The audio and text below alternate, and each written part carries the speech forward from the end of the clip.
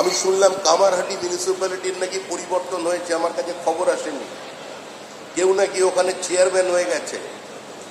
কে কোথা থেকে চেয়ারম্যান হয়ে গেছে সংযত হয়ে যান। এখনো পর্যন্ত পার্টি কিছু ব্যবস্থা নেয়নি। এখনো পর্যন্ত মুখ্যমন্ত্রী শুভেন্দু অধিকারী সংযত হয়ে তার ধৈর্যের পরিচয় দিয়ে যাচ্ছেন। যদি কেউ মনে করেন ভারতীয় জনতা পার্টি এটা কোনো সেবাশ্রম হয়েছে, যদি কেউ মনে করে থাকেন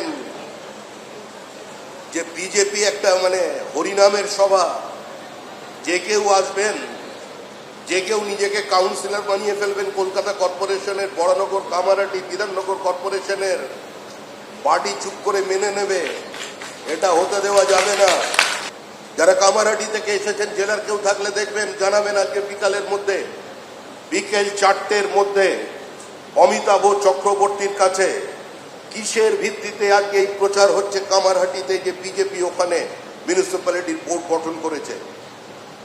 কার ভিত্তিতে বিকাল 4টের মধ্যে অমিতাভ চক্রবর্তীর কাছে রিপোর্ট জমা দেবেন?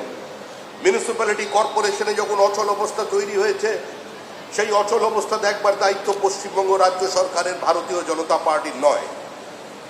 এখানে সরকার এবং দল আলাদা। এটা বিজেপির সরকার নয়, পশ্চিমবঙ্গ রাজ্য সরকার।